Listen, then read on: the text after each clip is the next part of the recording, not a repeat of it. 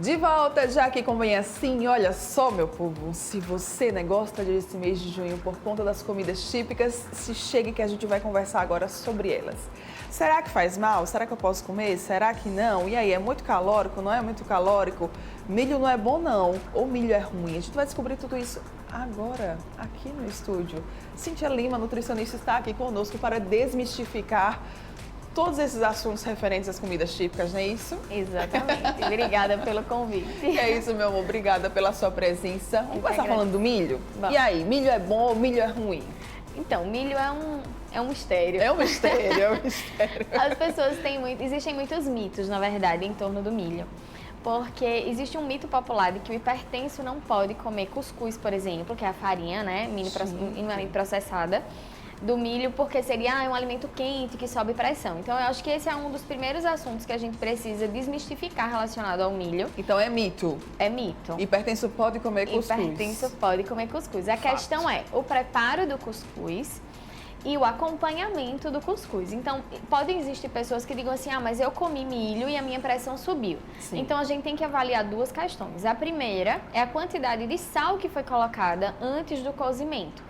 Então, a técnica de preparo deve ser orientada. O melhor é colocar o sal depois da preparação pronta, porque a gente tem um maior discernimento da quantidade por porção do que quando a gente bota assim na mão, né? Então, a gente acaba perdendo um pouco. E existe também algumas teorias de técnicas de cozimento que dizem que esse sódio se multiplica quando ele está ali junto e ele é esquentado, tá? Sim. Então, coloca o sal depois, para a gente poder ter uma garantia da quantidade de sal que está sendo colocado. Mas o problema não está no milho, que é o mito que existe. Sim. Está na relação do sal com essa preparação.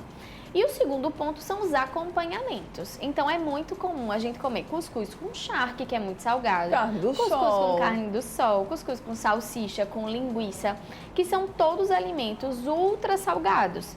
Então, a gente precisa separar o joio do trigo e entender a responsabilidade de quem nessa situação. Sei, né? E você vai, come aquele charque, aquela carne do sol, aqueles embutidos ali.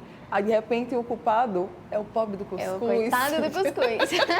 E o que, assim, me faz levantar essa bandeira, porque existem muitos hipertensos que se privam do consumo do cuscuz, que é um alimento, além de regional, muito bem quisto pela maioria da população, porque acha que realmente o milho é quente e ele vai subir pressão. No contraponto, os diabéticos que precisariam ter um controle maior no consumo desse cuscuz, comer uma massa de cuscuz específica, eles já acham que não existe esse conhecimento popular e eles comem com mais liberdade esse cuscuz, quando na verdade precisariam de uma orientação a respeito da forma de preparo, a respeito do tipo do cuscuz de consumir, para que a gente possa comer, para que o diabético possa comer com mais segurança. Então, em torno do milho, por causa do... o milho ele é uma fonte de carboidrato, né? Muito saudável, rico em vitaminas. E com relação a isso não existe questionamento. Mas o preparo para os diabéticos, através de alimentos como o cuscuz, por exemplo, é que a gente precisa ter atenção. Muito bem. Aí eu até coloquei, né, aqui vocês estão vendo, aqui eu até coloquei mocinha ou vilã. E aí o que é que a gente pode falar sobre as comidas típicas, né, desse período, que são comidas que têm o milho como a sua base, né, Cíntia? Se fosse pelo milho, a gente poderia colocá-la numa categoria de mocinho. Então, se a gente está falando do milho cozido, do milho assado, da pipoca, que só são do alimentos, milho, né, ali, que só são o alimentos milho, que só tem o milho como ingrediente principal, a gente não teria problema. A questão é que nos preparos adicionais vai geralmente muito açúcar, muito coco, muito leite de coco, que são alimentos que sobem não só o valor nutricional dessa preparação, como perde um pouco da qualidade nutricional. Porque quanto mais açúcar tem uma preparação, menos nutritiva essa preparação vai ser. Então, assim, a gente precisa ter discernimento do que vai comer. Eu sempre acho que a gente tem que começar pelo que é mais saudável, né? Então, assim, depende muito da configuração. Mas eu vou para uma festa junina. Se der para não ir com fome, é uma boa alternativa. Então, fazer uma refeição antes, para não chegar lá matando a fome naqueles alimentos que são muito doces. Existe também, tem muitas festas colocam amendoim também cozido. Era o outro até que eu ia perguntar, outro alimento, que era sobre o amendoim. A gente vê um cozido, né? Vê ali o torrado, vê a paçoca, né, gente? E o que não falta são variações. Exatamente. O amendoim, nutricionalmente falando, ele é saudável, embora por causa do seu armazenamento, existe o risco da formação de uma toxina chamada aflatoxina. Sim. Então, a gente tem que ter... Existe hoje um selo de garantia de qualidade da procedência daquele amendoim, um selinho verde com o desenho de uma casquinha de amendoim, que vem lá, selo de qualidade. Isso é muito interessante, inclusive saindo um pouco das festas juninas para comprar pastas de amendoim, porque essa substância, a aflatoxina, é uma substância cancerígena. Sim. Então, a gente precisa ter noção da procedência desse amendoim, tá? Mas, nutricionalmente falando, é um alimento saudável, que pode ser consumido tanto cozido quanto assado. E a paçoca entra na mesma linha das outras preparações do milho, no munguzá, da canjica, da pamonha. Ele está acrescido de muito açúcar, então precisa ser consumido com moderação. Muito bem. Em relação a esse selinho verde que você falou, é algo que talvez você, assim como eu, nem sabia que existia, nunca nem tinha prestado atenção. Então foi ótimo você trazer isso, porque fica como alerta, né? É importante, porque o amendoim, como ele é um alimento natural, né? A gente vai, vamos comprar uma pasta de amendoim que seja só o amendoim e tá tudo bem. A questão é que existe essa toxina e o risco dessa toxina é em excesso, tá? Certo. Isso não é uma questão de assim, eu não vou mais poder comer o amendoim da praia que passa. A gente tá falando de um consumo esporádico. Ninguém anda se alimentando do amendoim da praia cozido Sim. ou assado. Mas as pastas de amendoim, por exemplo, que estão no dia a dia de pessoas que acreditam estar numa prática saudável, é preciso ter uma consciência sobre a procedência desse amendoim, sobre a qualidade no armazenamento. E não é o armazenamento na prateleira da loja, tá, gente? É o armazenamento desde a sua produção. Durante o processo de colheita, de armazenamento, acaba criando-se essa substância, que é a aflatoxina, e que em excesso ela é prejudicial para a saúde. Muito bem.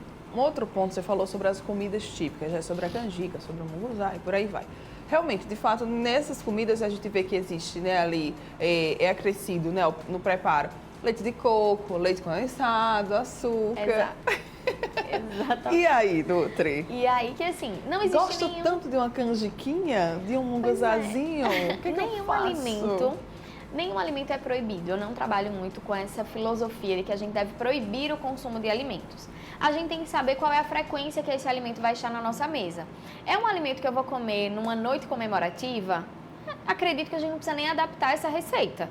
A gente pode comer da forma tradicional. Sim. Não, Cíntia, no mês de junho eu gosto de ter esses alimentos na mesa, na hora do jantar, do café.